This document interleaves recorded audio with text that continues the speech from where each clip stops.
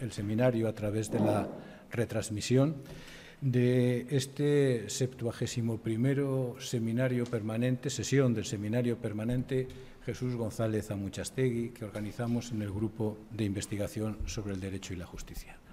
Hoy tenemos un invitado muy especial. Hoy tenemos uno de esos días de seminario que merece la pena ser enmarcado.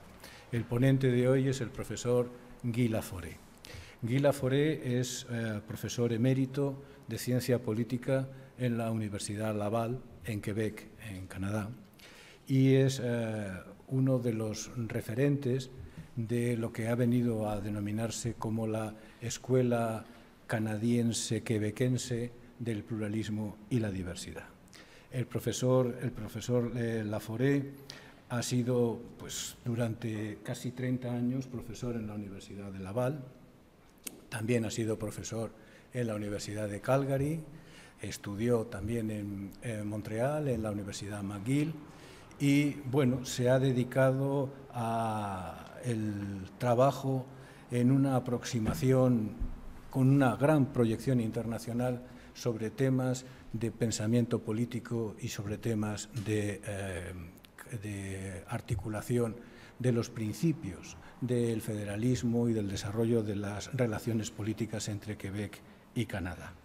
Sus temas, sus materias de enseñanza a lo largo de 30 y casi 40 años han sido fundamentalmente temas de pensamiento político y de historia de las ideas políticas. Ha trabajado los cursos de nacionalismo y de federalismo y ha trabajado largamente sobre cuestiones de política quebequense y canadiense. Ha tenido múltiples intervenciones en muchísimos países, tiene una larga lista de intervenciones en inglés, en francés, en español, en catalán. Y Guy, ¿qué tal va el alemán? Ahí vamos con el alemán. Esto es realmente, bueno, una exhibición en este sentido. Una cuestión muy menor, pero que a nosotros nos resulta familiar, es que trabajó con él la ministra de Defensa española, Carme Chacón, que hizo la tesis doctoral con él allí en Laval. Es un tema que, por ejemplo, es poco conocido y que, sin embargo, cuando se tiene ese dato, pues se da un poco una dimensión más cercana de las profundas conexiones que existe entre Guy Laforest y la academia en España. Sus temas de investigación, creo, él mismo lo dice, se pueden sintetizar en 5 grandes temas. El primero es el de una aproximación y una interpretación, una hermenéutica, dice él, crítica del federalismo en Canadá. En segundo lugar, una historia de la filosofía política de las relaciones entre Quebec y el conjunto de Canadá. En tercer lugar, la participación y la configuración de esta escuela quebequense, canadiense-quebequense del pluralismo y de la diversidad a la que hacía mención hace un momento.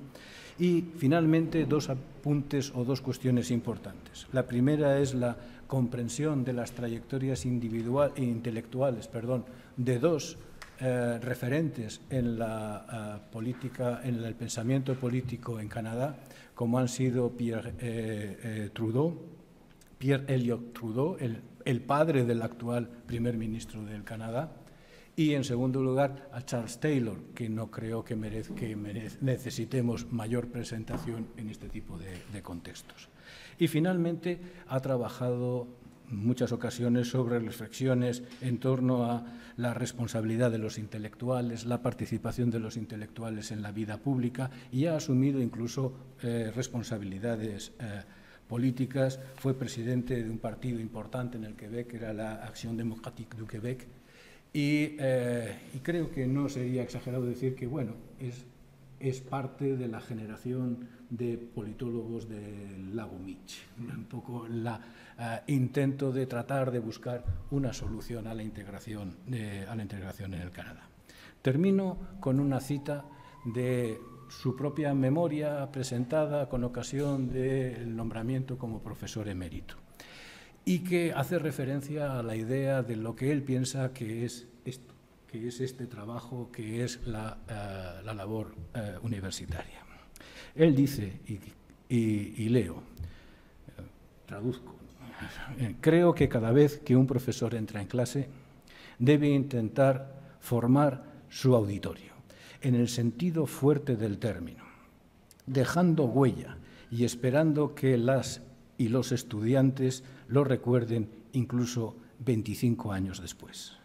Esto apunta hacia un ideal conformado por los 4 principios siguientes: entusiasmo, estructura, rigor y honestidad. Y estos principios no varían cuando el auditorio está compuesto por nuestros dirigentes políticos y nuestras élites administrativas, lo que se aplica también cuando el ámbito es internacional. Realmente una buena descripción. Gracias, Guy. Muchísimas gracias por haberte acercado a nuestro seminario y por haber compartido tu tiempo y tu sabiduría con nosotros. Tienes la palabra por el tiempo que estimes oportuno. Muchísimas gracias, José María, y me emocionaste con esa introducción. Estoy muy contento de pasar tiempo con vosotros durante la tarde. Intentaré hablar más o menos, no más que 1 hora. Entonces, me das, por favor, una tarjeta amarilla a 50 minutos y no hubiera necesidad de llamar a la policía para que... Bueno,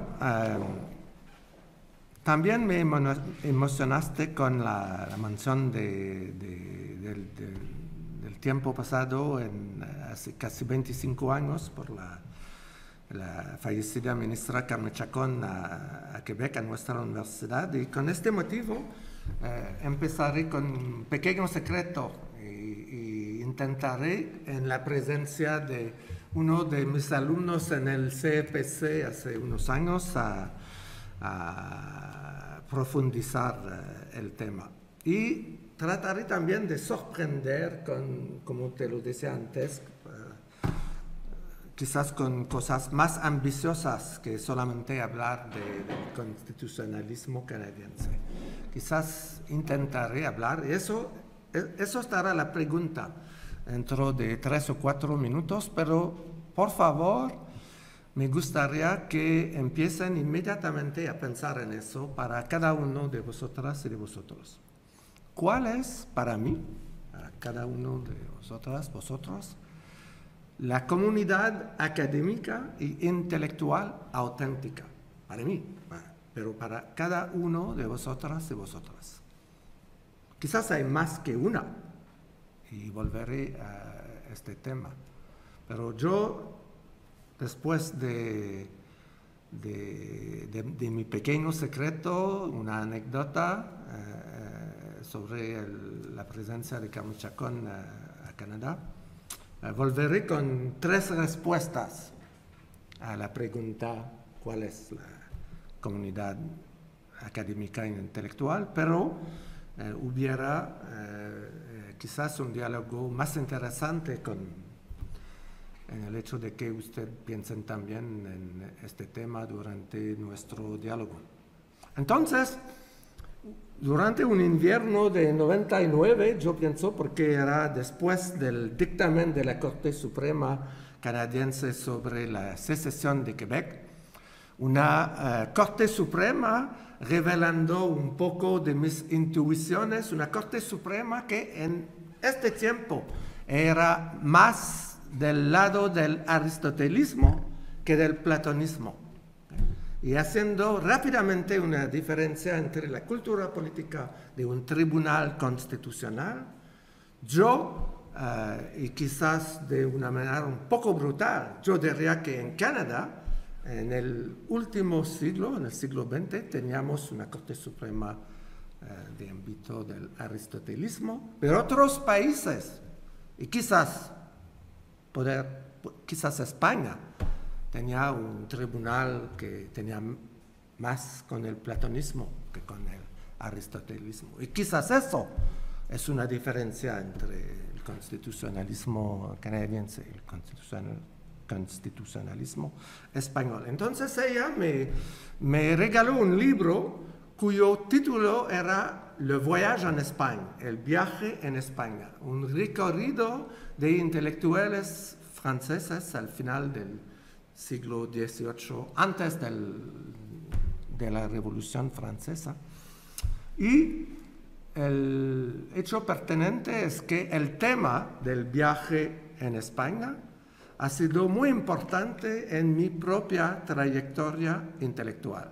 Yo diría que hoy es parte del viaje en España, de un profesor recientemente jubilado, pero yo, y lo digo beaucoup de serieux, yo me gustaría en 15 años, en 2037 y 2038, años importantes para vosotros, ¿no? Yo quisiera durante los próximos 15 años continuar este viaje intelectual en España y quizás, gran ambición, contribuir a poner presencia de más aristotelismo que de platonismo en el constitucionalismo español. Empezó para mí el viaje en España estudiando América Latina. Y mi primera conferencia en Madrid fue a la Casa de Américas hace 30 años y hoy yo reconozco que vuelvo un poco con el mismo tema, ¿no? ¿Cuáles son las diferencias entre la cultura constitucional de Canadá y la cultura constitucional de Estados Unidos? Yo hablé de eso hace 30 años, cosas que cambiaron, pero cosas que se mantuvieron. Cosas que cambiaron, yo tengo 30 años más, ¿no? Que 92. Entonces empecé con América Latina y luego, al tiempo de los Juegos Olímpicos de 92, yo descubrí a una sociedad muy semejante a la sociedad de Quebec, y eso era naturalmente Cataluña. Yo reconozco que en 1990 yo sabía nada de la diferencia y de la originalidad de Cataluña en España. La descubrí entonces bastante tarde.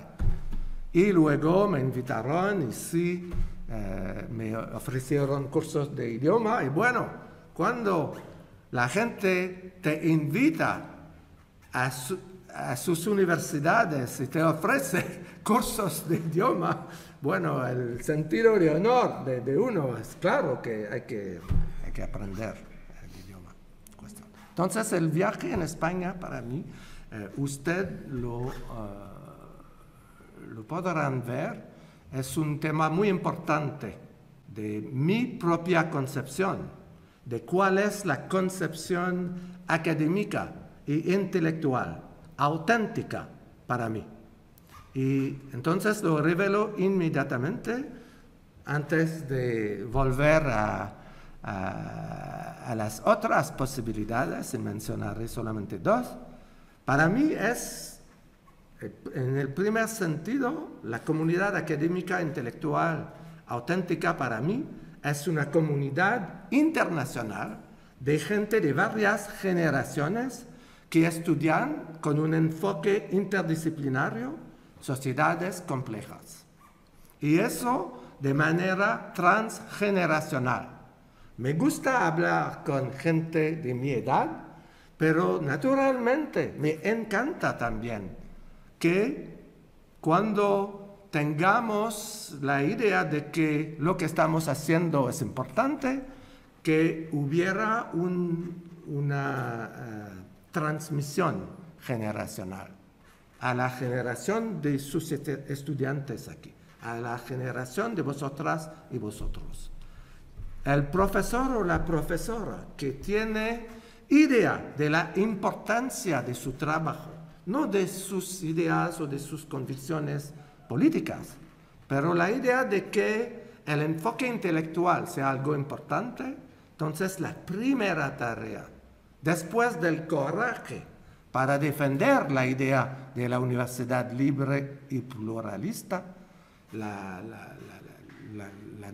y a una necesidad de transmitir. Entonces, el legado generacional para mí de enfoques, de problemas, de una actitud pedagógica es a lo centro de mi comprensión de qué es una una verdadera comunidad académica y intelectual. Otras respuestas posibles. La primera viene del filósofo Alan Bloom. El libro era de 1987 y el título del libro es The Closing of the American Mind. ¿Cómo se traduciría eso? El cierre del... ¿Perdón? Y este hombre sabe, ¿no?, cuál era la respuesta de Bloom. La única comunidad es la verdadera, es solamente una única. La democracia no es una comunidad. Solamente hay una comunidad intelectual y es la comunidad de los lectores de Platón. Y para Bloom, entre 50 y 100 estudiantes en las mejores universidades de Estados Unidos, en sus programas de posgrado, leyendo Platón de manera correcta, con el enfoque de la tradición de Leo Strauss, eso es la única comunidad intelectual posible. El resto es sin autenticidad y no tiene verdad, es falso. Otras posibilidades, y también eso señala lo que pienso, a veces como mis compañeros y compañeras de México, en cualquier disciplina, un congreso de la Asociación de Estados Unidos de Biología, de Bioinformática, de Filosofía o de Ciencias Políticas, cuando se reúnen, hay más gente que en cualquier asociación internacional de esta disciplina. Por ejemplo, Congreso de la Asociación Internacional de Ciencias Políticas, el próximo, Buenos Aires, julio de 2023, posiblemente 3,000 personas. Hace un mes en Montreal, Asociación Estadounidense de Ciencias Políticas, más de 6,000, entre 6 y 7,000 personas. Siempre. Y naturalmente con muchas excepciones, pero el ámbito general es un ámbito de provincialismo. Se interesan a sí mismos, a la política, en ciencias políticas, a la evolución política de Estados Unidos. Entonces, un verdadero esfuerzo para comparar, para ponerse en los zapatos del otro o de la otra. Es casi, no imposible, pero es fuera de la regla de juego cuando se reúnen los especialistas de Estados Unidos. Entonces, podéis ver que mi respuesta, lo digo con modestia, pretende salir lo más lejos posible de la concepción de Alan Bloom, de la concepción que pretende encontrar una sola verdad en una manera de leer a un solo filósofo y que el resto no vale la pena.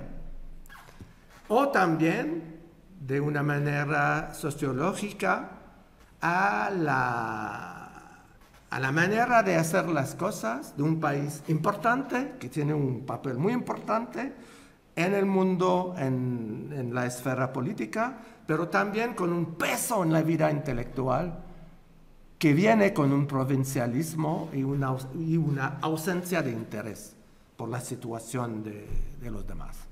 Entonces, la concepción que prefiero es la concepción que viene con un enfoque interdisciplinario, que tiene presencia en cualquier lugar del mundo, que viene con una intención de modestia epistemológica, sin pretensión a la verdad, con una ambición de transmisión generacional.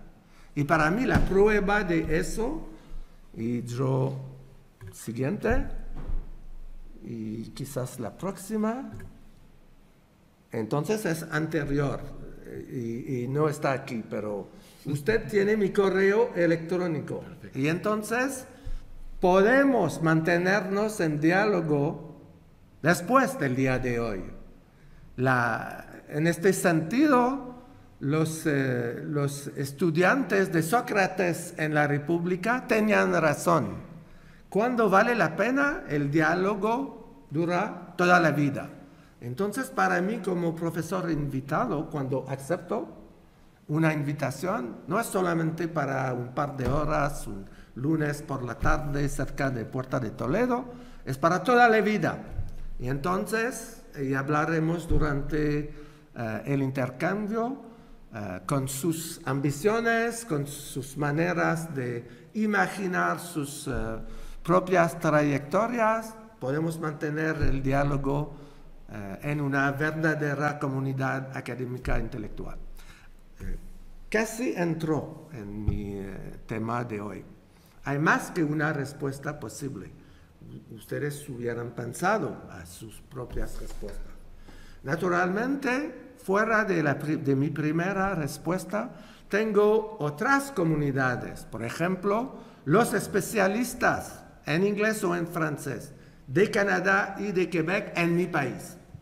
Son una distinta comunidad intelectual. Nos interesamos a solo un país, en los ambos idiomas oficiales. Y aunque sean de historia, de sociología, de derecho público, en Vancouver, en Halifax, en Toronto o en Montreal, forman parte en el segundo sentido de una comunidad intelectual. Yo os revelaré una tercera, más personal. Yo me siento en diálogo con mis predecesores en mi país de origen. Por ejemplo, con los letrados coloniales del siglo XIX. En Canadá, en Quebec, en contra del imperialismo británico, hubo rebeliones en 1837 y 38. Rebeldes, unos más radicales, unos menos radicales. Esos rebeldes tenían una importancia intelectual. Unos de ellos son mis compadres, en el sentido de una comunidad de destino. Entonces, los de 1837-38, los del final del 19, cuando tuvimos la Constitución Federal, o los de la época de la Primera Guerra Mundial. Entonces se puede para uno o una mantener un diálogo la palabra filosófica de Taylor es la persona que cuenta para mí, en inglés significant other. Significant others pueden ser muertos, pueden pertenecer a otra generación, a otra batalla. Y desde su época me pueden ayudar a pensar la época contemporánea, porque tenían límites en su pensamiento, tienen ambigüedades, tienen maneras de pensar el horizonte del futuro próximo, con sus dudas que pueden iluminar el desafío de pensar la contemporaneidad. Bueno, con eso... Entonces, eso era esencialmente parte de mi introducción. No intento entrar de manera mecánica con cada una de las slides.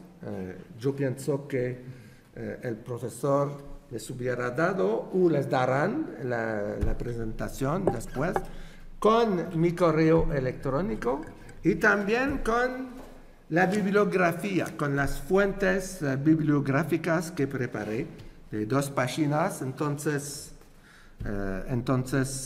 no vale la pena para salvar tiempo entrar en todos los títulos, pero la gente pudiera verlo. Con una excepción. Hace un mes vino a Montreal una especialista de Anvers. ¿Cómo se dice en castellano? Amberes. Anvers. La profesora se llama Patricia Popelier. Y ha publicado en 2021 un libro cuyo título es Dynamic Federalism, un federalismo dinámico. Y en Montreal, hace un mes, hizo una conferencia cuyo título es A Dynamic Federalism, Perspective on Multinational Multi-Tiered Systems. Y se encuentra la conferencia de la profesora Popelier en uno de los sitios electrónicos que pertenecen a mi bibliografía. Eso, para mí, el trabajo de Patricia Popelier demuestra la sofisticación metodológica de la investigación contemporánea en ciencias políticas sobre federalismo. Esencialmente, mi tema de hoy, antes de entrar en unos elementos de la evolución de las estructuras o de la cultura política del Estado federal canadiense, yo quisiera presentar el lugar del federalismo adentro de la tradición de la evolución del Estado moderno, y les puedo asegurar que eso se hará de una manera bastante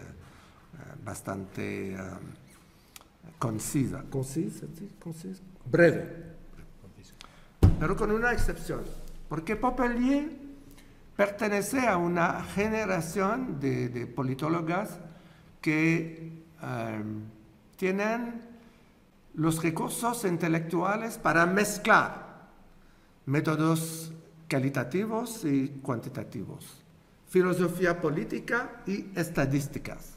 ¿Okay? Y eso es un corriente de futuro en ciencias sociales para muchos trabajos. Yo, hace 30 años, lamentablemente, yo fracasé estudiando estadísticas.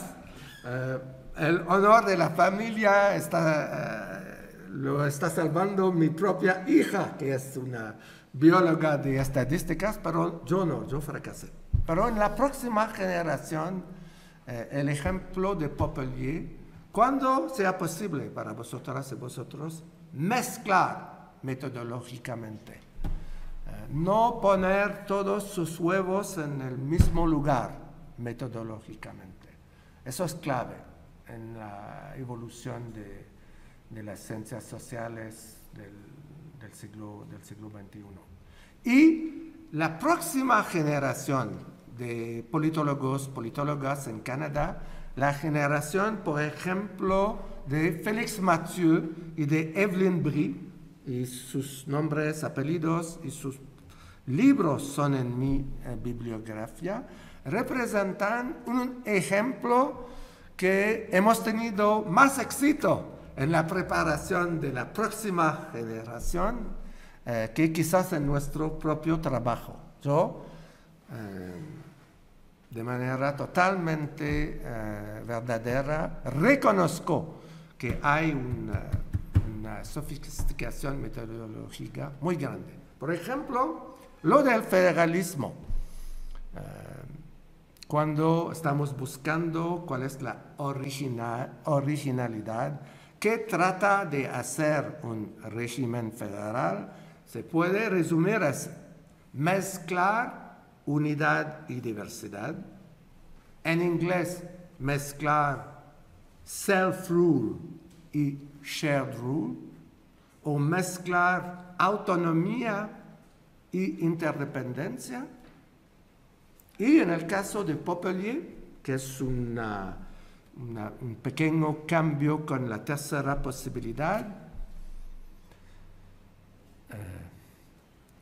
ella intenta hacer una evaluación sobre dos criterios de regímenes federales: autonomía y cohesión. Y intenta medir los resultados con 10 y 6 indicadores por cada uno. Autonomía y cohesión. Yo insisto, es un trabajo metodológicamente muy sofisticado, pero con problemas. Y entonces, aunque Patricia Popelier no sea presente hoy, yo no lo hago con descortesía si yo repito la misma pregunta que yo le hice públicamente en Montreal hace un mes. Okay. Usted, profesora Popelier, viene con una ambición de sofisticación metodológica y con un título Dynamic Federalism, un federalismo que cambia. Entonces, ¿qué propone usted para ayudarnos a adivinar cuándo se hace, cuándo se empieza el cambio en un régimen constitucional o en una cultura constitucional? ¿Cuál es el golpe de inicio? ¿Qué se puede aprender adentro de su trabajo?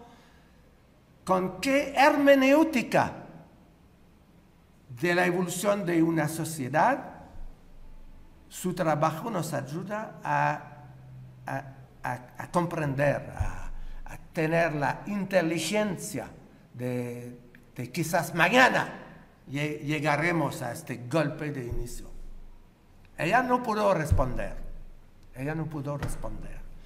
Yo diría que hay una falta de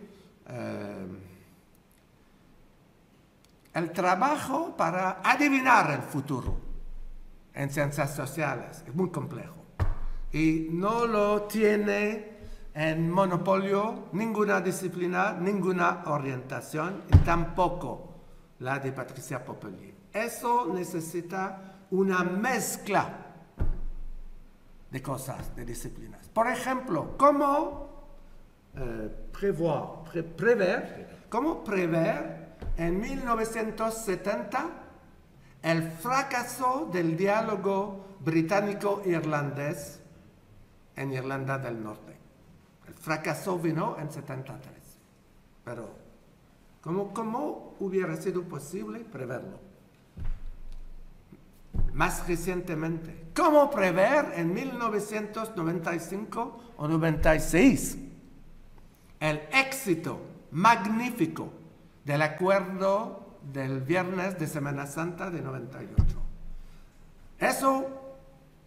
Eso ha sido una evolución dinámica en el sentido de Popelier. Si yo no me equivoco, el cambio más importante de los últimos 2 siglos en la evolución del Estado británico. ¿Y qué hubiéramos podido hacer 1 o 2 años antes? Y esas preguntas son las suyas para el futuro. O sea, en México, o sea, en Chile, con asuntos recientes. ¿Por qué no? En España. Entre el momento de hoy, 2022, y 36, o 37, o 39. Yo desde el exterior, yo diría, no sé cómo, pero estoy completamente seguro de que el aniversario, el centenario de la guerra civil en España, va a provocar cosas en la vida intelectual, en la vida académica y quizás política del país. Es una de las razones por qué quiero, José María, me gustaría continuar mi viaje a España en los próximos 15 años.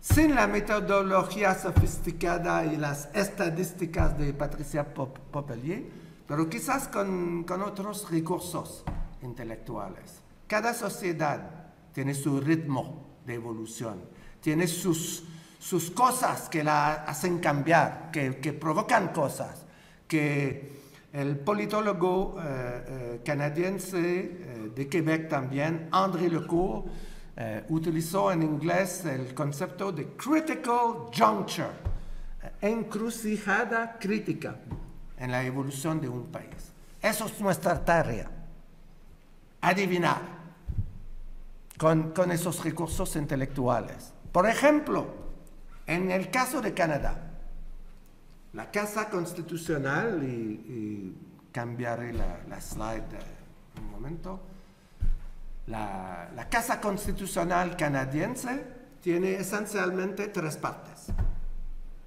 La primera parte, el subsuelo, son las herencias británicas, la monarquía, la Magna Carta, el sistema del Estado limitado, el gobierno de gabinete, el gobierno de los ministros responsables, la common law.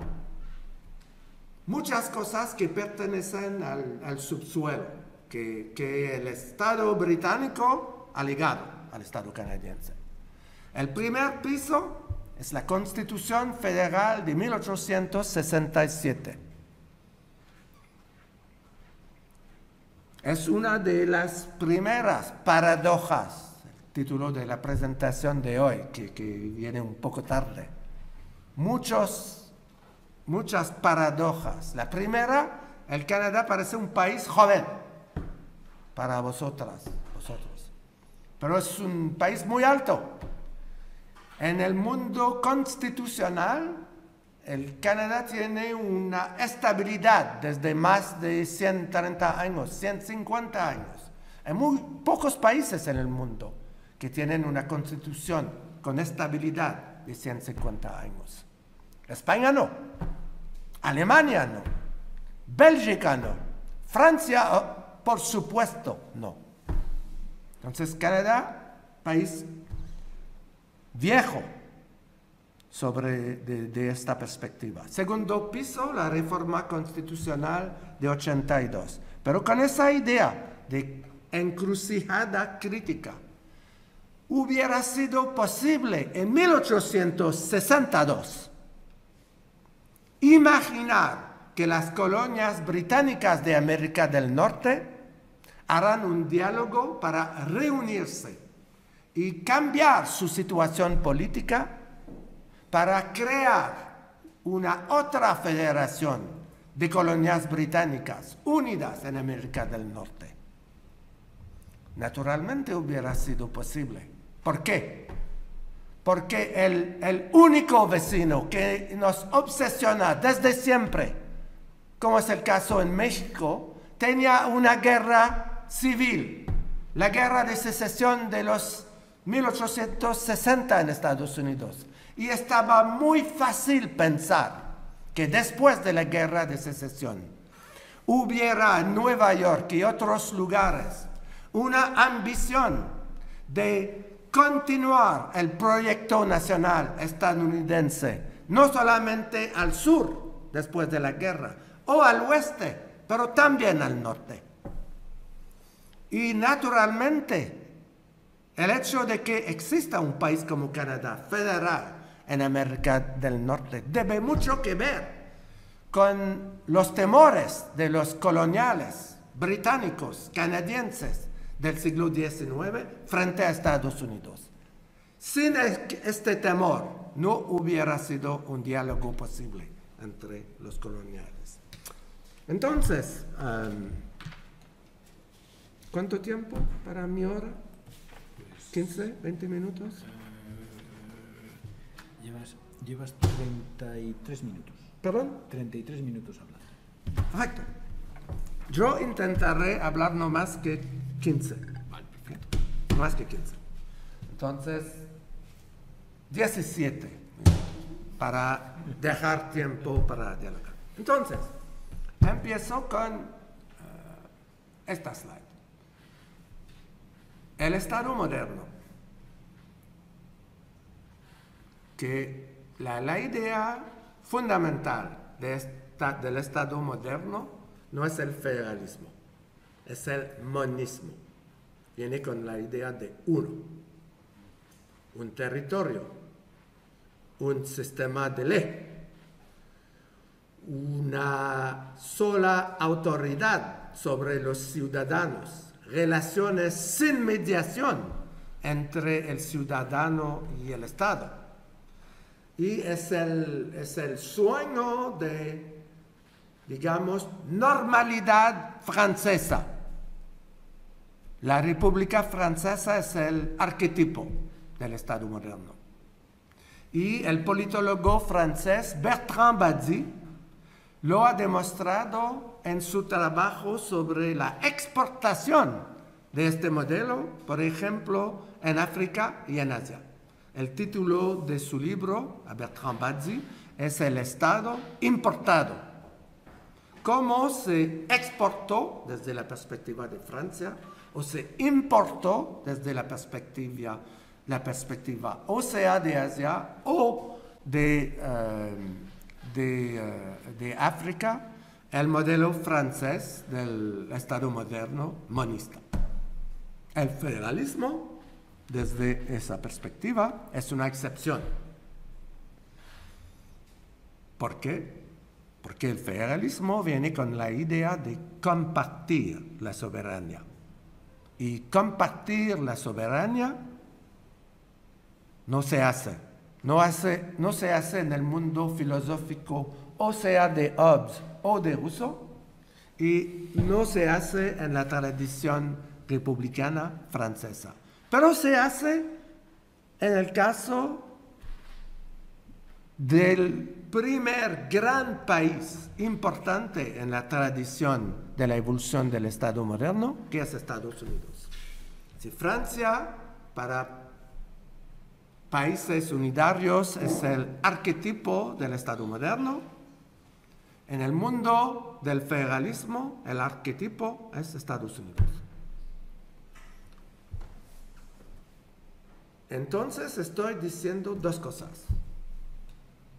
Estado moderno, la idea de unidad, no se puede compartir la soberanía con cualquier nivel de gobierno, pero el federalismo permite compartir la soberanía. Pero hay algo en la historia de Estados Unidos que viene a soportar el monismo del Estado moderno, y es el hecho de la guerra de secesión. Los Estados Unidos fueron fundados al final del siglo XVIII, pero fue una fundación incompleta. La completó Lincoln y la Guerra Civil. Porque aunque se continúe la aventura del federalismo en Estados Unidos después de la Guerra Civil, viene después con la idea de eternidad, de imposibilidad para cualquier Estado de salir del país, la imposibilidad de desunir el país. Y eso no viene de la teoría política, viene exclusivamente del peso de la historia, el peso increíblemente fuerte de la guerra de secesión para los Estados Unidos.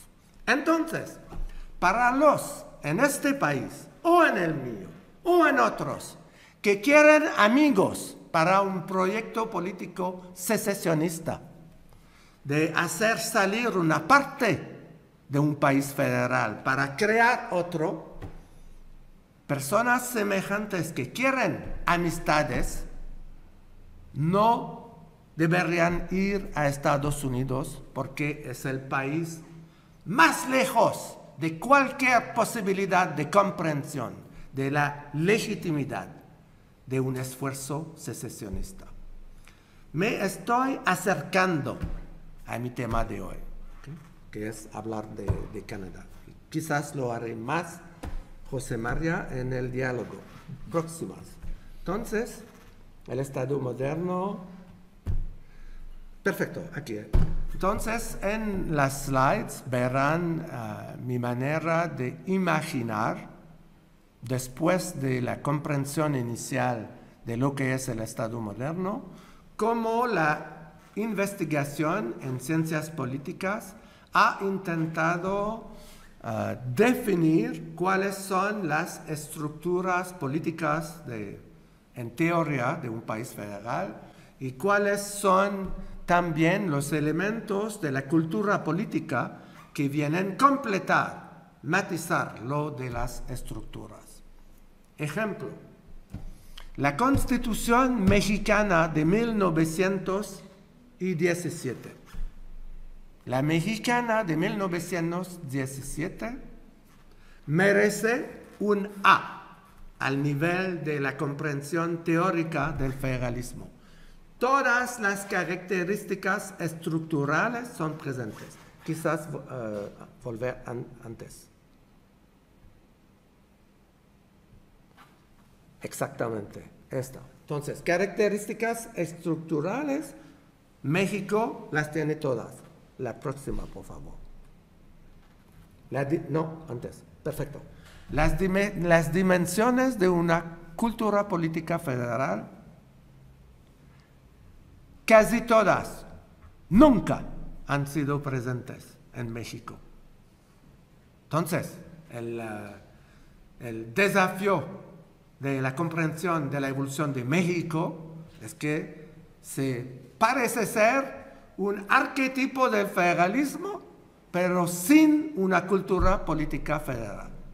Eso yo diría, poco brutalmente lo reconozco para mis amigos de la UNAM o de otros lugares de la vida intelectual mexicana.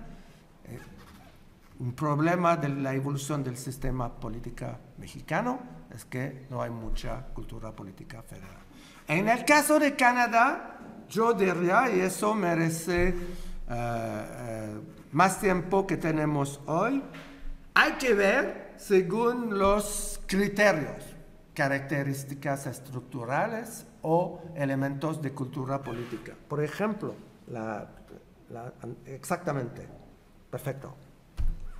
Mecanismos e instituciones para la colaboración intergubernamental. Eso, un país como Alemania merece un A. España, aunque semifederal o cuasi federal, quizás un B, pero Canadá un D.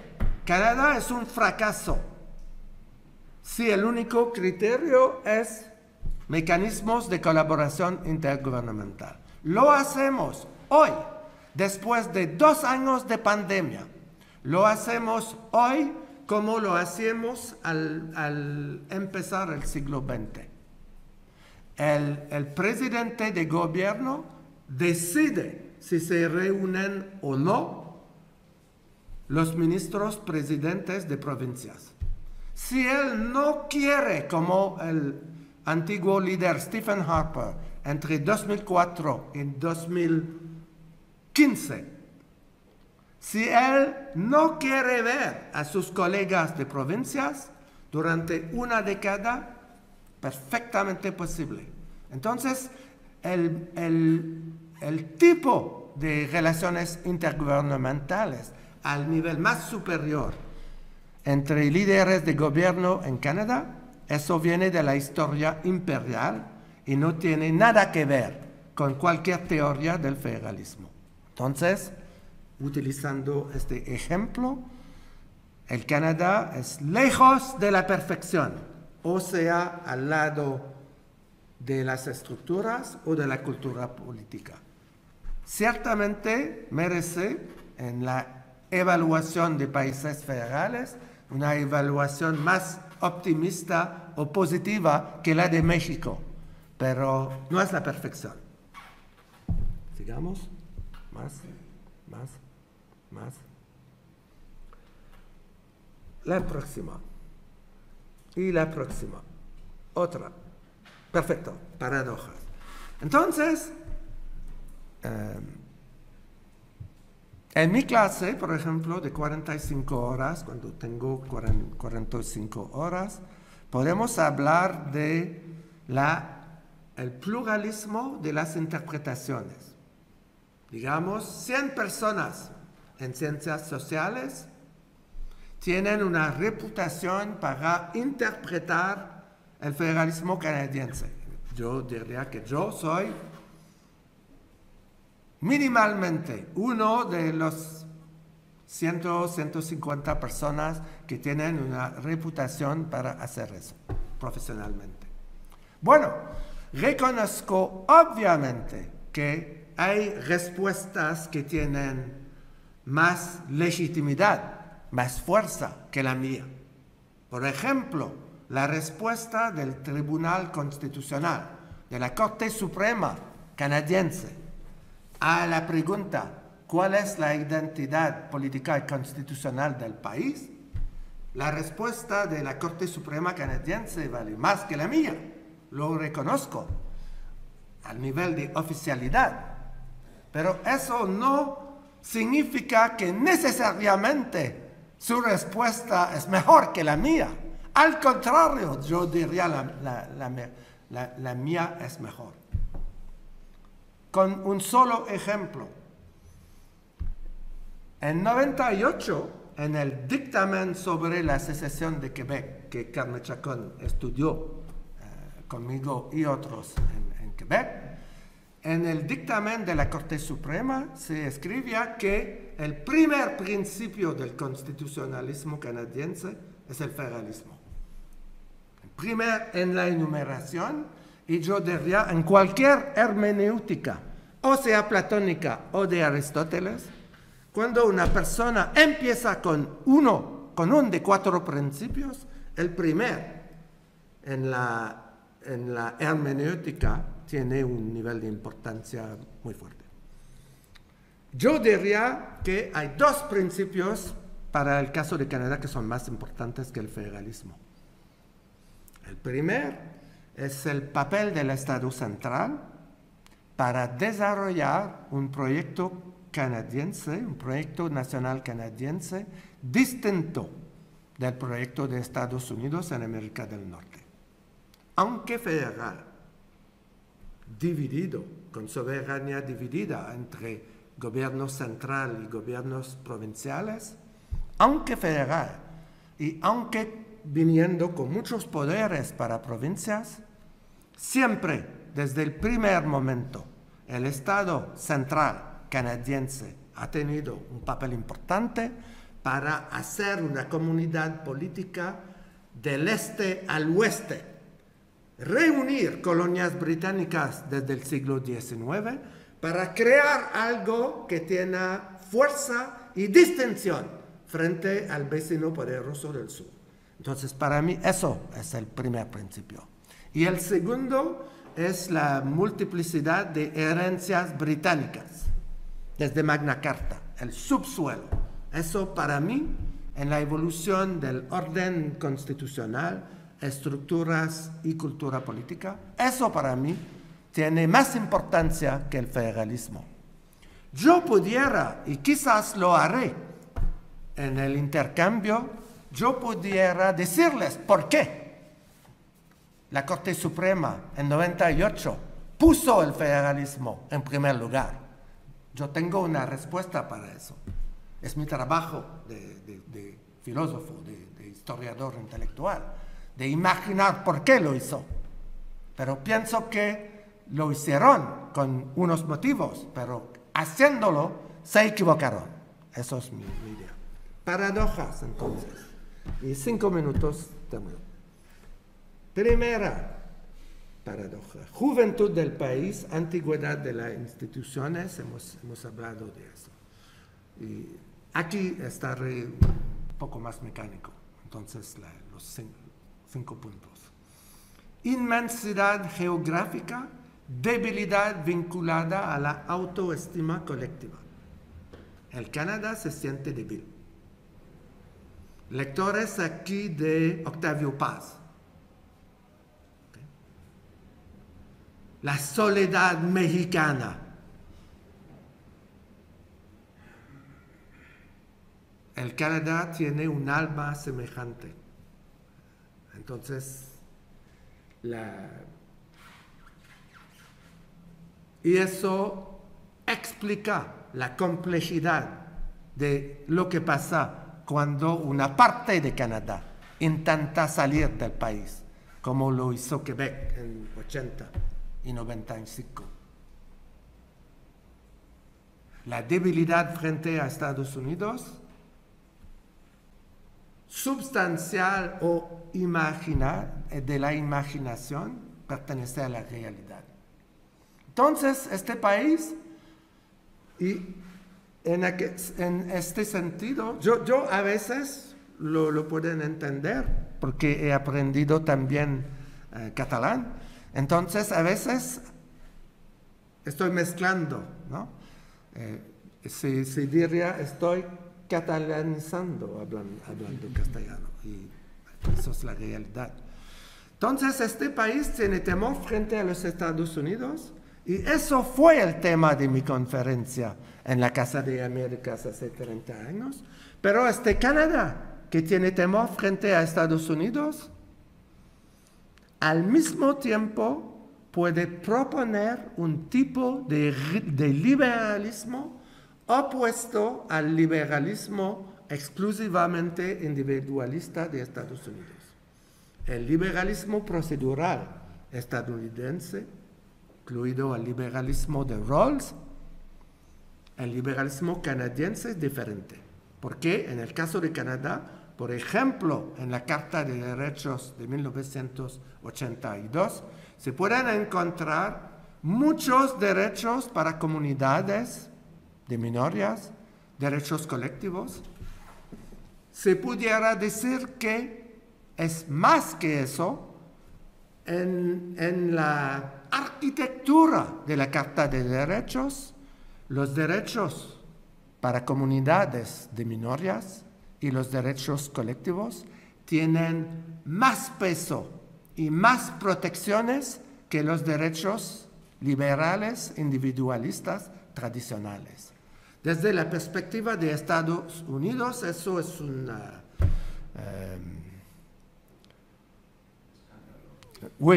exactamente, un escándalo, no lo pueden entender. Uno de nuestros ensayistas, con un nombre tan bello, Pierre Vadeboncoeur, escribió hace quizás 25 o 30 años, ellos en Estados Unidos no tienen ni idea que existimos, y cuando la tienen, piensan que estamos rechazando lo de la modernidad del liberalismo individualista. Ahora es una crítica frente a una evolución contemporánea. Lo dijo nuestro líder de gobierno en Londres en 2015 cuando empezó.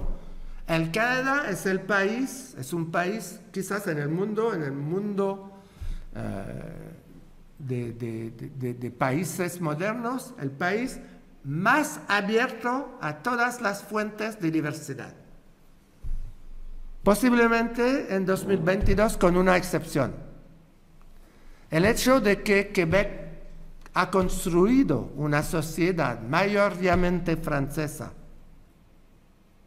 tiene peso constitucional, tiene protecciones constitucionales, pero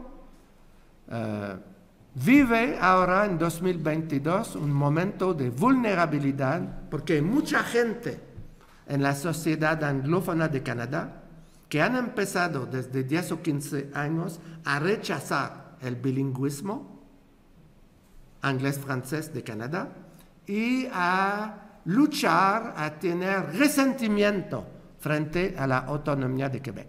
Entonces eso es una paradoja.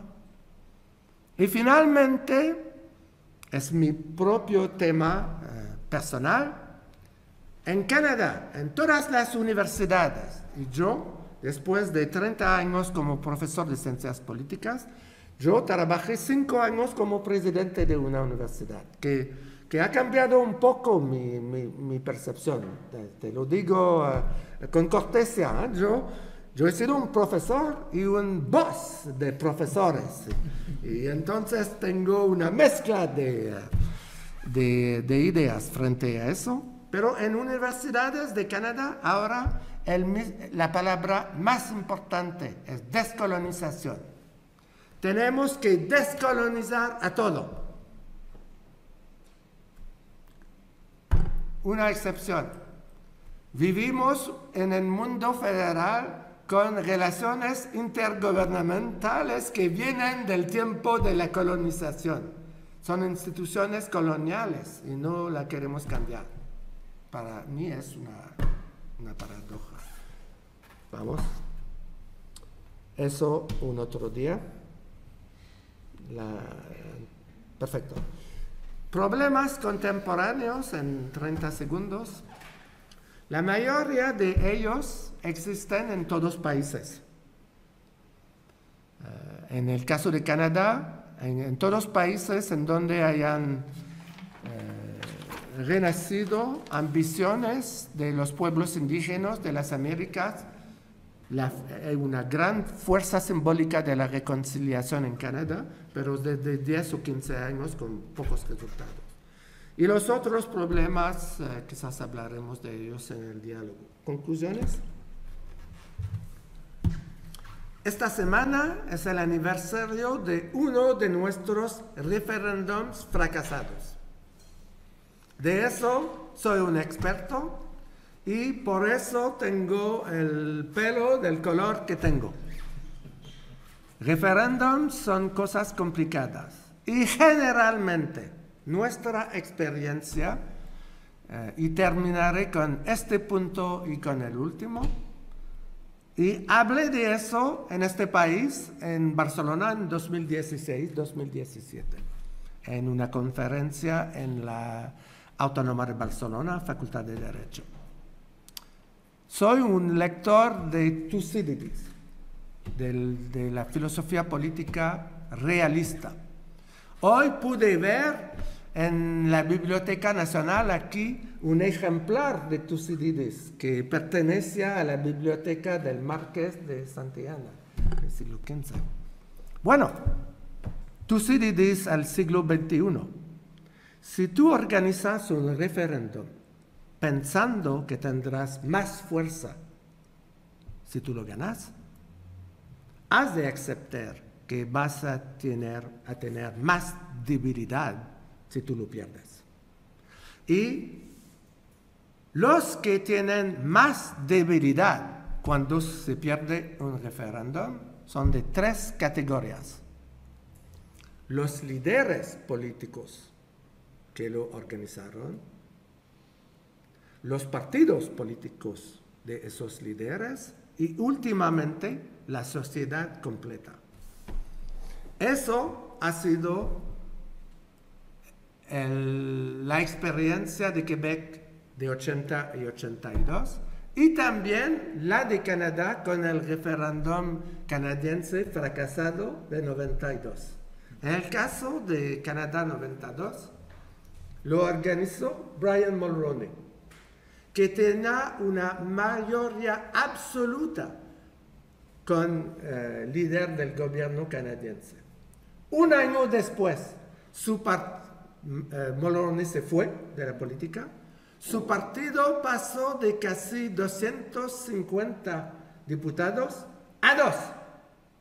Y el Canadá de 2022 está aún viviendo con la debilidad, la disminución de confianza de la ciudadanía en la capacidad de los políticos de cambiar cosas. Entonces, Charlottetown fue un fracaso total, el tercer de nuestros fracasos totales.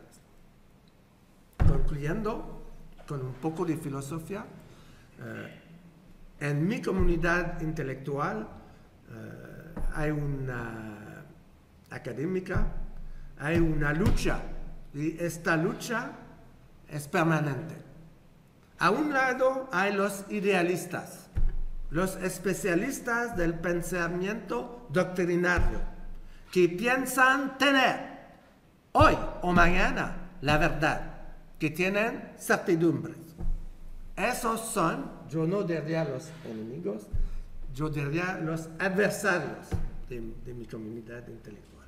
Al otro lado hay los que dudan, que vienen al diálogo con modestia, que saben que van a cometer errores, que saben a veces también ponerse en los zapatos del otro.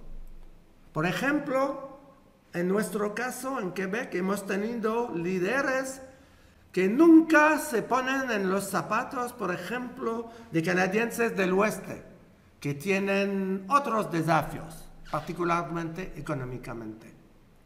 Yo, aunque sean mis amigos, yo pienso muy importante criticar los que vienen sin modestia, sin capacidad de entender la realidad, como los otros o las otras con quien estamos compartiendo este espacio de vida. Este espacio de vida en donde nunca llegaremos a la sociedad perfecta. Entonces, fracasa el idealismo y solo nos queda lo que Isaiah Berlin llamaba en inglés the decent society. La sociedad, ¿cómo se traduciría? Que conviene, decente, ¿no? Con decencia, con bellezas limitadas, pero que permitan a la gente de tener sus ambiciones, de vivir con dignidad. No podemos ambicionar más que eso. Entonces, gracias por su generosidad conmigo. Gracias. Muchas gracias.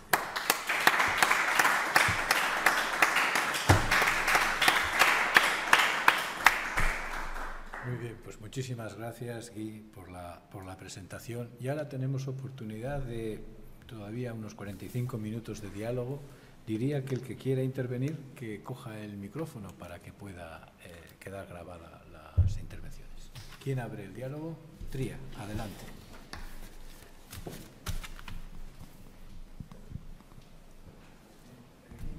Gracias.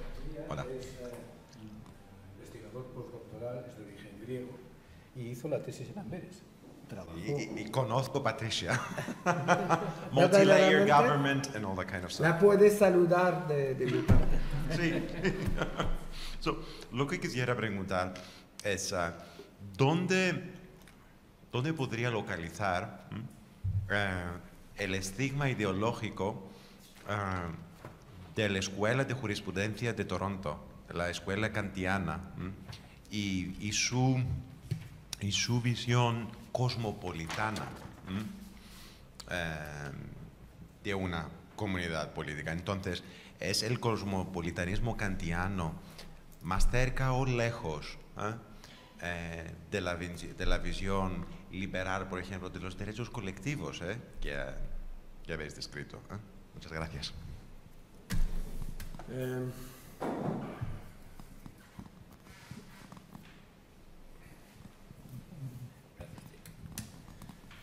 Yo decía que eso es parte de mi segunda comunidad académica intelectual.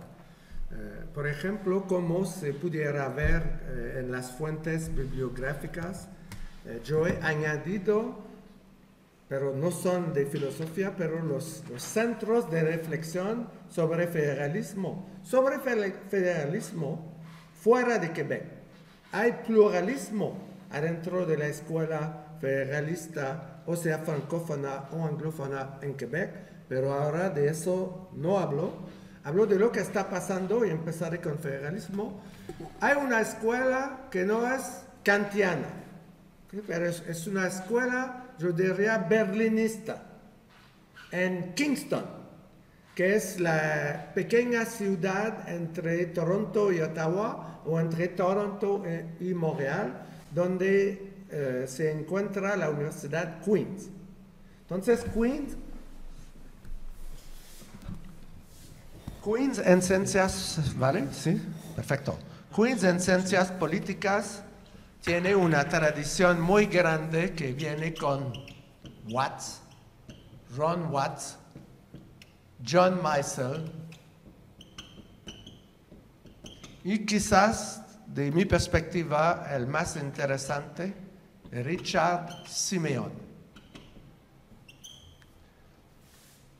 Watts falleció, Simeon falleció, y yo pienso que John Meisel está viviendo.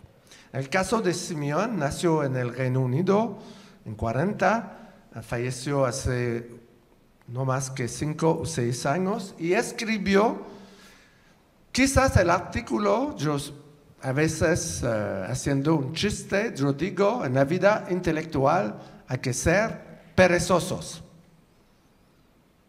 ¿Por qué? Bueno, si se puede encontrar lo esencial en un capítulo de 25 páginas, ¿por qué necesariamente leer el libro de 655? Entonces, en la bibliografía virtual del Fórum de las Federaciones, y el sitio electrónico es en mi bibliografía, ustedes pudieran encontrar el capítulo de Simeón, cuyo título es Centralization y Decentralization en Canadá. Y en 15 o 20 páginas, para mí es el mejor resumen de la escuela de Queens. En el oeste, en Edmonton,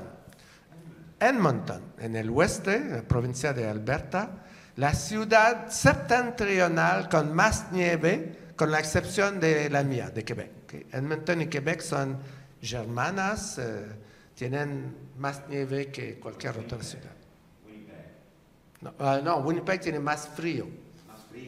Edmonton más nieve. En Edmonton hay una escuela se llama el Center of Constitutional Studies, Centro de Estudios Constitucionales, y estudian el federalismo desde la perspectiva de las provincias del oeste. Usted tiene razón, hay una ciudad, Toronto, en donde se esconden los discípulos de Kant en filosofía, pero también en relaciones internacionales, en ciencias políticas. Entonces hay una escuela, se llama el internacionalismo liberal. Pero no es una escuela para estudiar o sea federalismo o Canadá. Es una escuela teórica. Cosmopolitismo, pero sí vienen con esa perspectiva a lo que puede ser el papel de un país como Canadá al mundo. Y la importancia de esa escuela es que es la escuela que durante muchas décadas fue dominante en el ministerio, en la cultura del Ministerio de Asuntos Exteriores de Canadá. Pertenece a la... Hemos hablado de Kant, pero podemos también hablar de Hegel. Para Hegel, la administración pública, los funcionarios del Estado pueden ser muy importantes, tienen un desafío importante para hacer que lleguemos a la esfera que se llama la esfera objetiva, el segundo nivel de la evolución del pensamiento.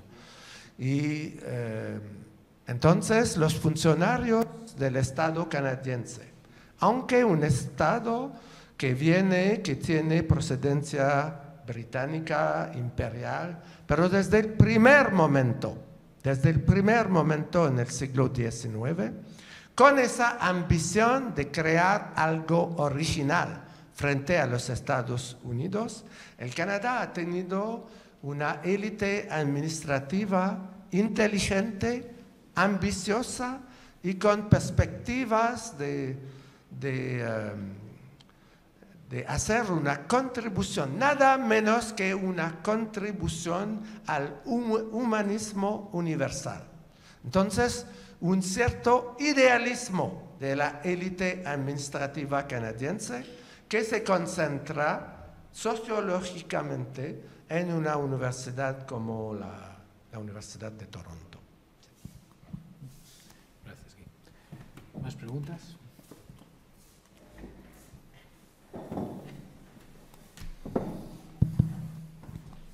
Muchas gracias.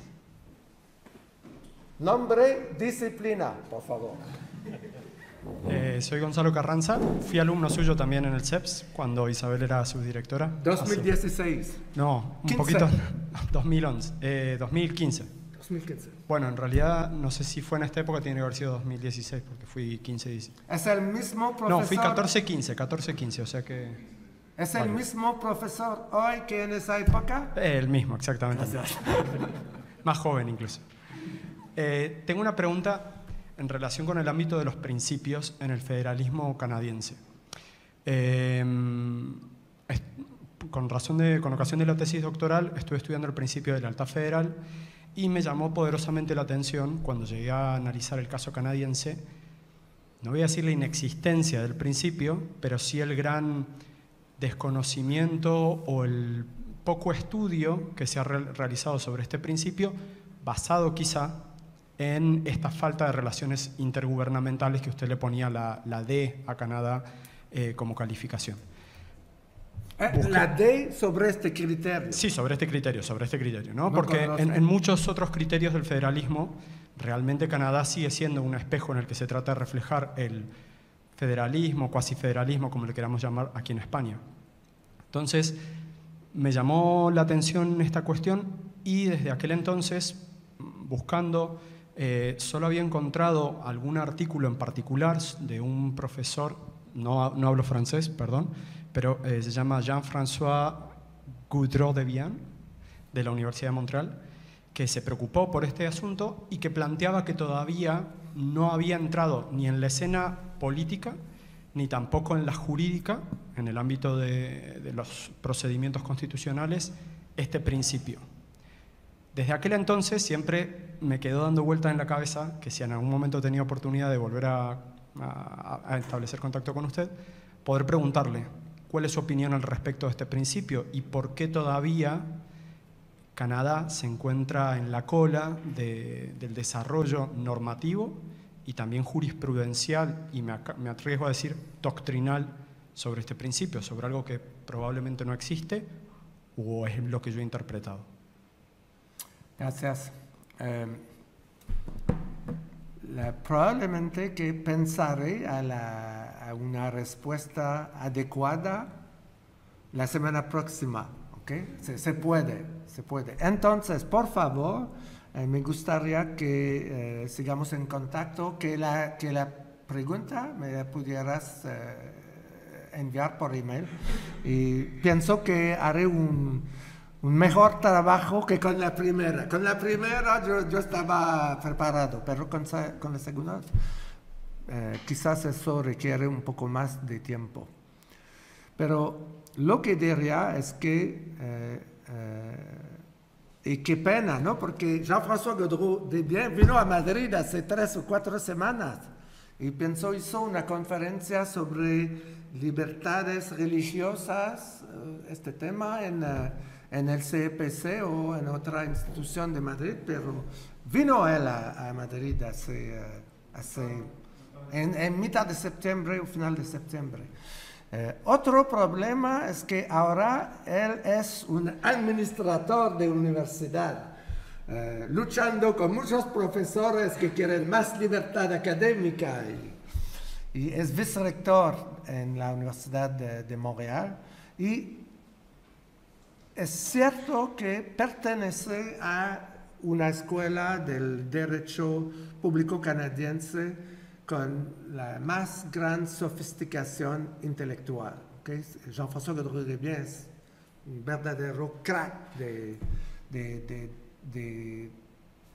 la manera sutil y a la vez compleja de estudiar y de imaginar el futuro de la cultura constitucional del país. Lo mismo que, por ejemplo, Jean Leclerc en la Facultad de Derecho de la Universidad de Montreal o una profesora de otra generación más joven que se llama Noura Karazivan. Y entonces lo que me gustaría es que me escribas y lo pensaré mejor. Y eso es a veces de los éxitos más grandes de conferencias como la de hoy, es que podemos empezar cosas y continuar a lo largo del tiempo, y porque yo miro a la clase y imagino que al mismo tiempo hoy hay en Montreal, y particularmente en Montreal, pero también en Quebec y Sherbrooke, pero hay una concentración de gente estudiando derecho público de sociedades complejas como Canadá, España, Reino Unido. Hay una gran concentración en muchas disciplinas en Montreal. La mayoría de esa gente los conozco, pero para identificar la propia persona, por ejemplo, el viernes pasado en la UPF en Barcelona había un estudiante de Pakistán buscando alguien para estudiar las federaciones que vienen del mundo asiático. Y yo, por casualidad, yo conozco la buena persona para este tipo, que es una señora de la UQAM, que se llama Catherine Vien, que estudia el federalismo en India. Ella es la buena significant other para ella. Para usted todavía no sé, pero con tiempo lo encontraré.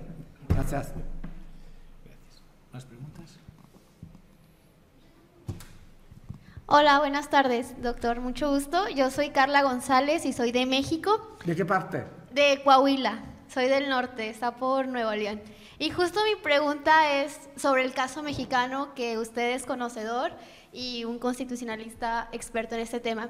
Y mi pregunta es, ¿usted cuando hacía este análisis o evaluaba con diversos parámetros la Constitución mexicana, decía que un elemento podríamos decir que tiene un C o un D? Y como usted bien lo sabe, nuestra Constitución es de 1917 y a pesar de que teóricamente es una Constitución rígida, la realidad nos demuestra que pues tiene múltiples reformas, que casi creo que cada mes se reforma esta Constitución y pierde ese elemento de la rigidez. Y mi pregunta va dirigida hacia lo siguiente, que es una pregunta que se discutía cuando se cumplía los 100 años de la Constitución. ¿Cree que en el caso mexicano en particular deberíamos de hacer una nueva Constitución para poder perfeccionar la que ya tenemos, o basta con hacer más reformas para poder, insisto, perfeccionar esta Constitución?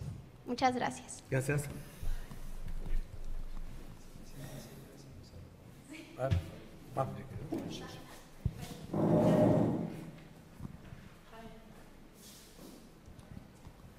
Gracias. Mi viaje a España empezó a México. Empezó en México al final de los 70, cuando era presidente López Portillo, y luego Miguel de la Madrid Hurtado. Es la época en la cual conocía México. Y siempre he pensado que para Canadá, aunque eso no haya sido desarrollado perfectamente, es un tema que es libre para su generación.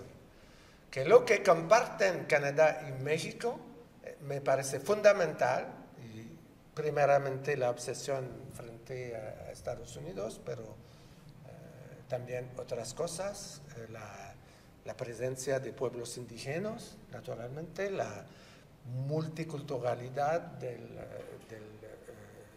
país. Entonces hay muchas cosas semejantes en ambos países, aunque el Canadá todavía quizás no haya conocido autores del tamaño de Octavio Paz o Carlos Fuentes, pero eso es una pregunta fuera de mi campo de experto.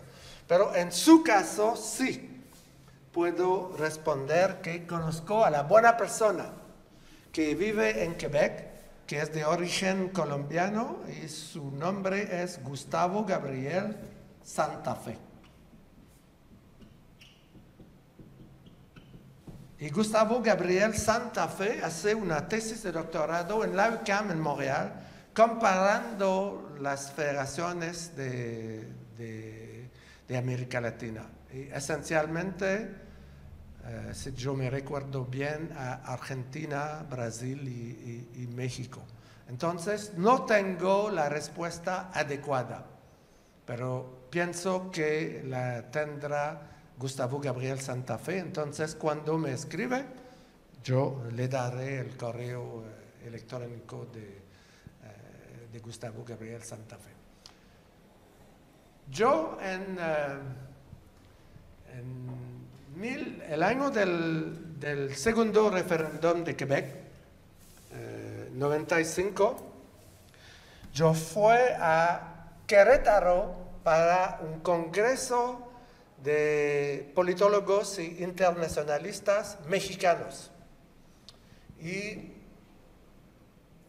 en su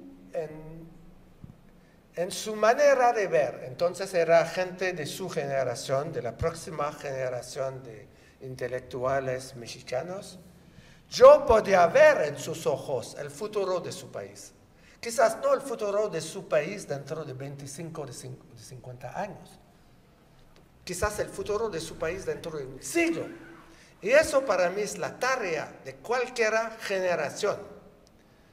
La tarea de mi generación no es solamente de pensar a solucionar, a encontrar éxitos a problemas políticos de hoy, sino también a abrir horizontes para 2100 o 2150.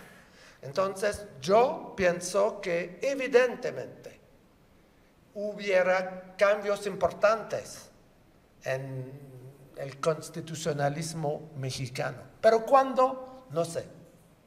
Quizás en 50 años. Pero ciudadanos que pertenecen a esa comunidad política o académica intelectual tienen cosas que hacer hoy. Aunque no tengan resultados inmediatos, hay cosas que hacer hoy para abrir un camino abierto. Y para mí eso es un poco lejos, lo reconozco, pero el pesimismo, aunque por ejemplo uno puede mirar al México contemporáneo y mirar a unas partes del país y decir que el narcotráfico está dominando en quizás 10 de 30 estados de la Federación Mexicana, pero hay que luchar contra el pesimismo y imaginar cosas que preparan un futuro, aunque no sea en 10, 20, pero quizás en 30 y 40 años. Yo diría, eso es una tarea que, aunque no mecánicamente, es la tarea de cada uno de nosotros. Pensar en un futuro no solamente para nuestra generación. Gracias. ¿Más preguntas?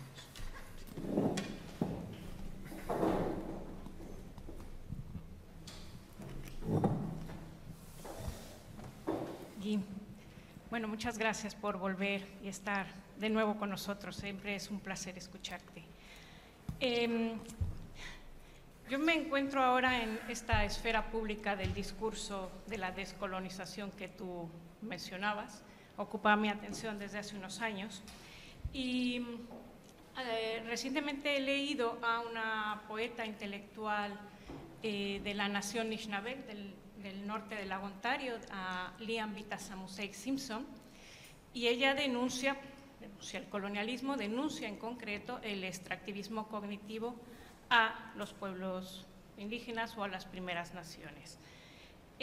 Mencionabas en algún momento el liberalismo diferente del Canadá, ¿no? El reconocimiento a derechos de comunidades o de minorías y el reconocimiento de derechos colectivos frente al reconocimiento solamente de derechos individuales de Estados Unidos. Pero ¿cuáles crees que son los retos o los desafíos actuales para el reconocimiento de las comunidades o de los pueblos indígenas o de las primeras naciones ahora, actualmente? Me gustaría tener la respuesta adecuada, pero nadie la tiene en nuestro país ahora. Empezaré indirectamente. He hablado de eso a veces a dirigentes políticos o administrativos de mi país, a todos niveles, lo diré de esa manera. yo pienso que en el caso de Canadá, la insistencia sobre un narrativo de descolonización con muy alto nivel simbólico,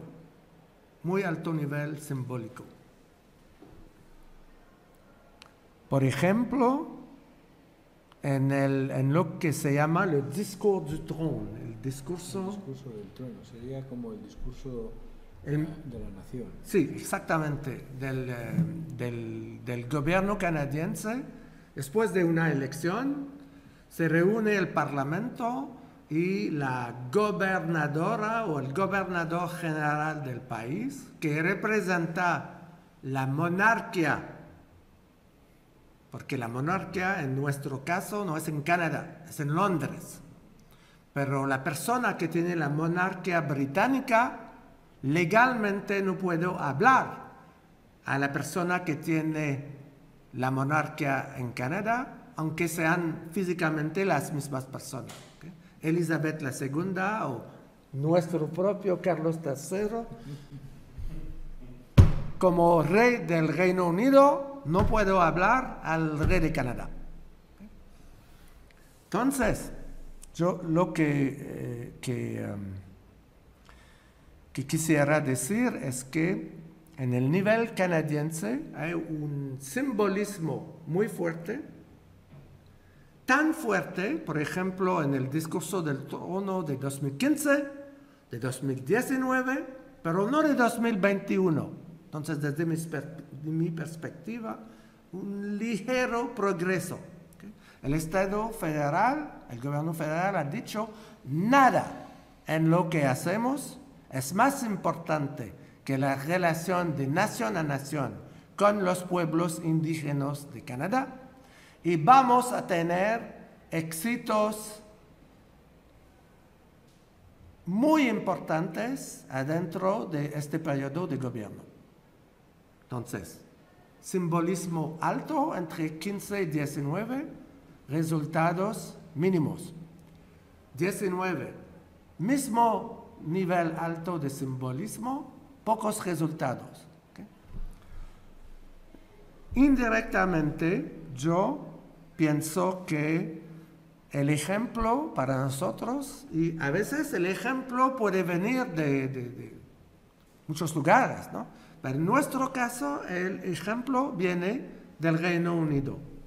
Aunque hemos tenido problemas con el imperialismo británico, que no soy un partidario fantástico de todo lo que el Estado británico ha hecho durante su historia, en 98, el Estado británico y el Estado de la República de Irlanda hicieron en el acuerdo del viernes de Semana Santa, 10 de abril de 98, hicieron un cambio, una transformación de las instituciones y de la cultura política en Irlanda del Norte, en el Reino Unido y en la República de Irlanda. Y lo hicieron con un nivel de modestia simbólica durante casi 10 años antes de llegar a un verdadero éxito. Entonces, ¿cómo lo hicieron? Lo hicieron integrando a todas partes, a todos niveles de gobierno. Entonces, yo diría al gobierno federal canadiense, usted quiere un resultado con los pueblos indígenas, tienen que hacer al mismo tiempo un diálogo para integrar a las provincias a la tarea de la reconciliación, pensando juntos a la reconciliación. Entonces, en lugar de imaginar que solamente el gobierno central pueda llegar al éxito, yo haría las cosas de manera más pluralistas, casi más escondida, con más preparaciones y limitando el nivel de simbolismo que hemos tenido, que puede llevarnos a nada más que decepciones, que falta de ilusiones en el camino casi deshonrado que el que pertenecemos ahora. Es lo mejor que puedo hacer.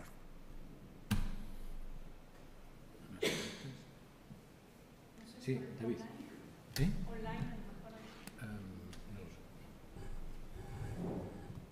Bueno, muchas gracias, profesor Laforet. Para mí personalmente es una gran alegría porque como llevo muchos años trabajando con José María Sauca, he oído hablar muchas veces de usted y entonces conocerle personalmente es un orgullo, ¿no? y poder haberle podido escuchar. Entonces, me gustaría plantearle una pregunta en relación con la primera parte, con la parte introductoria, digamos. ¿Te puede preguntar de hablar un poco más lentamente porque estoy un poco cansado, o más fuerte? Más fuerte y más lento, ¿no? Le decía que me gustaría preguntarle por la parte inicial de la presentación, que tiene que ver más con la parte de metodología, digamos, ¿no? Y se ha referido usted, haciendo un guiño por la intervención inicial al tema platónico o aristotélico, ¿no? Y se ha referido usted en varias ocasiones, al hilo de la presentación, no recuerdo si era Popelet, puede ser la profesora, al hilo del texto o de la ponencia de la profesora, se ha referido usted en varias ocasiones a la capacidad de predecir, ¿no? Sí. Y lo ha hecho al mismo tiempo que se refería a una tarea hermenéutica, ¿no? De la filosofía o de la labor del filósofo. Entonces, lo que me gustaría preguntarle era, desde mi lectura, la tarea o el problema hermenéutico siempre se plantea en una situación de mediar entre el pasado y el presente, pero que difícilmente se le puede atribuir una tarea que sea hacia el futuro, ¿no? Entonces, ¿cómo conecta esa pretensión o esa idealización hacia los investigadores del futuro de que implementen nuevas metodologías, ¿no? Quizás estadísticas o, bueno, de mezcla, no sé muy bien, interdisciplinar, con ese bagaje que trae usted, o al menos ese posicionamiento desde una tarea hermenéutica y de apertura hacia que las cosas, en un sentido aristotélico, pueden ser de otra manera? Entonces, ¿cómo hablar de predecir en el futuro cómo serán los cambios o cuáles serán las situaciones de cambio paradigmático en una sociedad? ¿Cómo compaginar esos dos discursos, por así decirlo?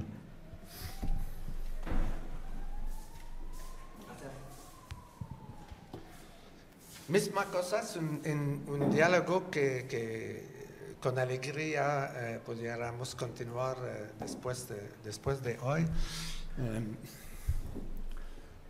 Para mí, el filósofo, el intelectual que representa la vida de la tradición del pensamiento de Aristóteles en Canadá, es mi codirector de tesis, es Charles Taylor. Es el filósofo más importante, tiene ahora 91 años y está escribiendo cosas. Un pequeño secreto. Yo ahora estoy jubilado y me gusta hacer conferencias, pero lo del mundo académico no es la totalidad de mi vida. Yo no me esconderé en mi casa para intentar escribir la obra del siglo XXI. Tengo otras ambiciones, lo reconozco perfectamente. Tengo ambiciones intelectuales para quizás 35-40% del tiempo de la vida. No pienso que cuando uno llega a 70 o 75, yo tengo 67, que hay que vivir, ¿no? Es lo que he elegido para yo mismo, pero hay otros que piensan diferentemente. Taylor es uno que piensa diferentemente. Taylor ha intentado y ha tenido la suerte de tener la formación para fomentar diálogos entre varias tradiciones políticas y intelectuales. Venía de una familia bilingüe de Montreal, madre francófona, padre anglófono. hablaba ambos idiomas perfectamente, estudió en Oxford, estudió pensamiento alemán, entonces contribuyó al diálogo después de la Segunda Guerra Mundial entre el pensamiento británico y el pensamiento alemán, escribiendo un libro sobre Hegel y hablando de la importancia de Hegel a gente en Oxford y Cambridge que no pensaban en la utilidad de Hegel. Hay una palabra que pienso viene de Hobhouse en 1914. En inglés, "Here I stand on the cliffs of Dover while my son over there fights the Hegelian state." Aquí estoy en cliffs. Y mientras mi hijo está luchando en Francia en contra del Estado hegeliano. Entonces había esos prejuicios británicos anglófonos frente al pensamiento alemán, y Taylor ha contribuido mucho a fomentar un diálogo. Lo mismo entre las tradiciones anglófonas de las ciencias sociales en Canadá y las tradiciones francófonas. El proyecto nacional canadiense frente a Estados Unidos y la legitimidad de los esfuerzos de Quebec para imaginar su sociedad nacional distinta en América del Norte. Taylor ha fomentado con los recursos de la filosofía aristoteliana, ha hecho eso. Entonces, el mejor para darle una respuesta correcta, perfecta, probablemente sería él. Y naturalmente me estoy escondiendo un poco diciendo eso, pero intentaré con unos segundos más quizás hablar con más autenticidad. Alemania, 1989.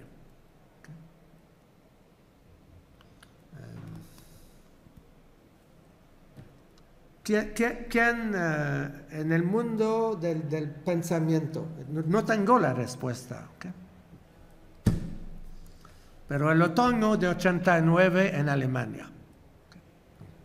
Empezamos con lo que está pasando en la Unión Soviética, en las manifestaciones en las calles de Leipzig y de Dresden, y qué se podía pensar, cómo se podía imaginar el futuro. Yo pienso que es una tarea para usted, por ejemplo. Para mí, naturalmente, también, pero no tengo tanto tiempo que usted. ¿Okay? Seguro hubo historiadores, politólogos, filósofos que comprendieron lo que pudiera pasar rápidamente, un cambio de mundo. Desmantelamiento del muro, reunificación de Alemania, imposible en 88, completamente hecho ambas cosas en 90. ¿Okay? Bueno, en el diálogo interno alemán hubo gente que tuvieron una manera de imaginar eso. No estoy completamente seguro, pero una de las personas que no tuvieron esa imaginación, Habermas y los hijos de Kant. Ellos no tenían los recursos intelectuales para imaginar esos cambios. Y eso es nuestra tarea, salir de las certidumbres y tener la nariz de imaginar, de pensar los ritmos que están cambiando en un momento.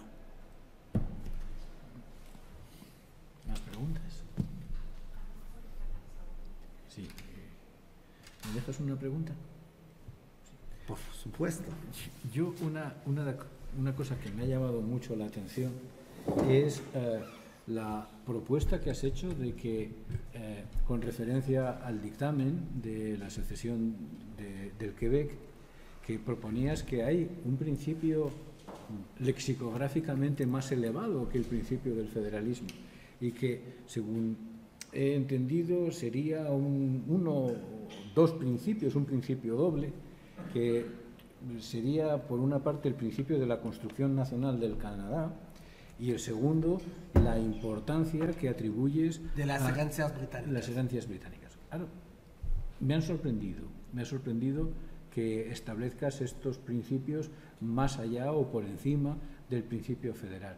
Sobre todo porque me produce cierta perplejidad respecto de, en ese universo de la primacía de estos principios, ¿dónde queda el Quebec?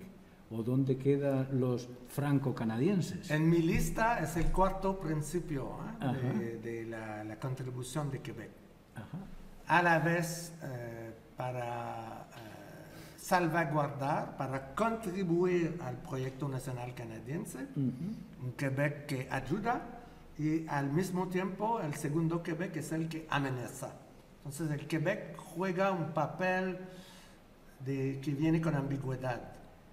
En este caso, para mí es el cuarto principio, el papel de Quebec adentro del edificio. ¿Me permites responder? Porque yo he olvidado, y a veces con el entusiasmo viene con problemas, yo he olvidado mi punch, que es mi propia respuesta a por qué lo hicieron así los jueces de la Corte Suprema. ¿Y qué dirían? Porque han puesto el federalismo en primer lugar, aunque sin decir que mi respuesta sea la mejor. ¿Por qué motivo los jueces de la Corte Suprema pusieron el federalismo en primer lugar? Unas posibilidades, imaginen. ¿Por qué? ¿Por qué motivo? Jueces aquí o en Canadá son seres humanos, son ciudadanos. Y como ciudadanos, como gente que pertenecen a instituciones, tienen entre sus prioridades a reforzar la legitimidad de su propia institución. En 1998, el presidente de la Corte Suprema de Canadá, no es un título oficial, le juge en chef, ¿cómo se traduce? El juez en jefe. El juez en jefe de la Corte Suprema se llamaba Lamer, L-A-M-E-R, Antonio Lamer.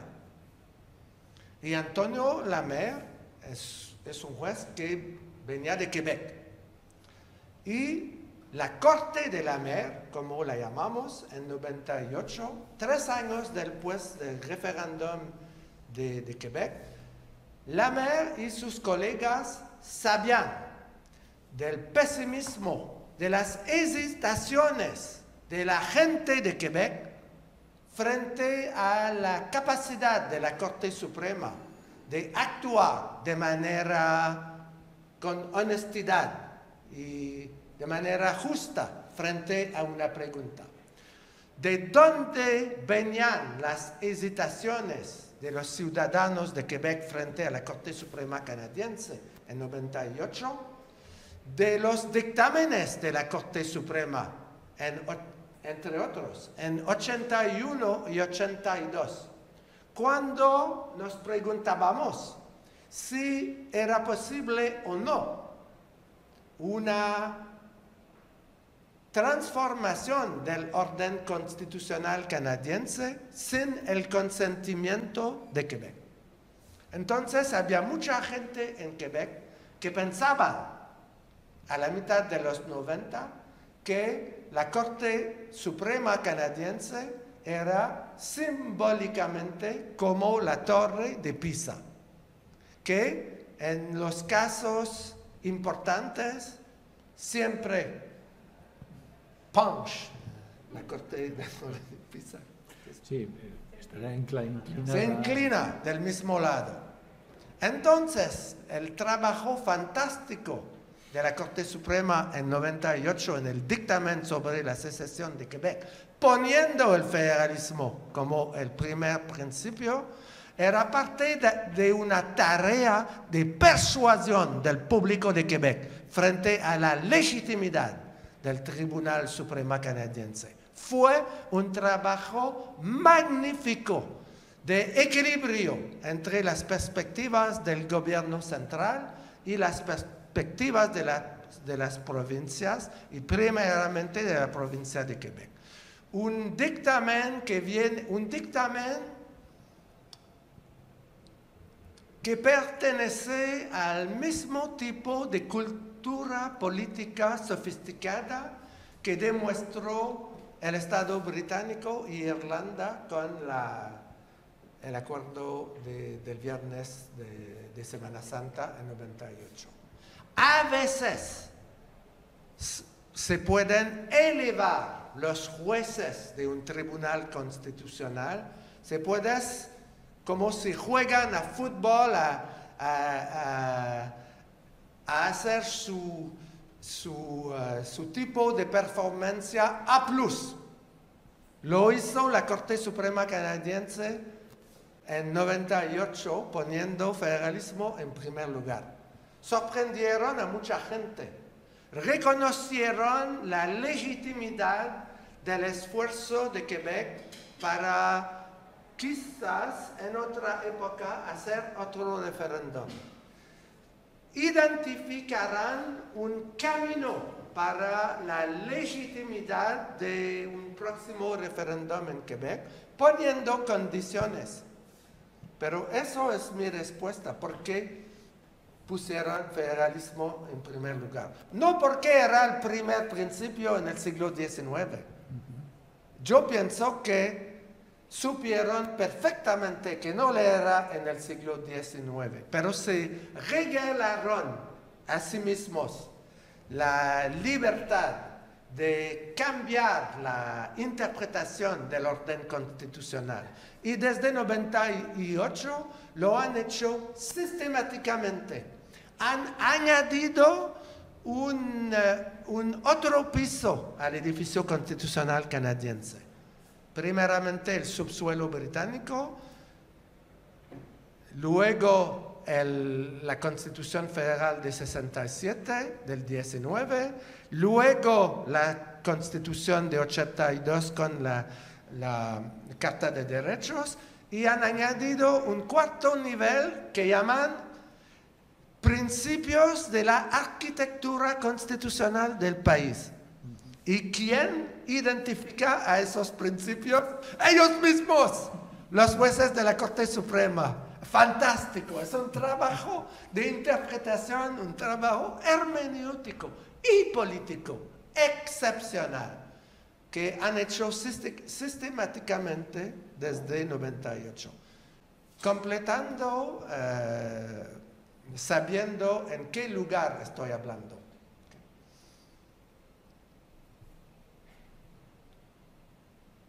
Se puede comparar, se puede comparar entre la sabiduría de esos tribunales. Yo hablo de, en todos campos, la verdadera comunidad académica intelectual, y podemos tener más que una, en el mundo de la globalización, de los medios de comunicación, cada tipo de profesión tiene su red internacional. Por ejemplo, en Canadá, los que trabajan en el Parlamento haciendo investigación para los diputados tienen una red internacional con la gente que hace la misma cosa, digamos, en Australia o en Nueva Zelanda. Pertenecen al mismo sistema político y a veces las mismas, son una red. La misma cosa entre jueces de tribunales constitucionales, de Cortes Supremas. Tienen una red. Entonces, de manera muy seria, yo diría un consejo totalmente gratuito a los jueces de los tribunales, como el Tribunal Constitucional en España, el Consejo que desde lejos y con cortesía, diría sin vacilar, es que tienen algo que aprender de la manera con la cual el Tribunal canadiense ha hecho las cosas en los últimos 25 años. Modificando el equilibrio del orden constitucional, pero haciéndolo manteniendo perspectivas abiertas para el futuro. Así lo resumiría. Y no diré nada más para salvarme. Bueno, Guy, muchísimas gracias. ¿Hay alguna pregunta más? Entonces, bueno, 2 horas. Muchas gracias por el esfuerzo y ha sido un placer. Mantendremos el contacto. Después del 1 de noviembre volveré a mi país y me pueden escribir. Muy bien, muchísimas gracias.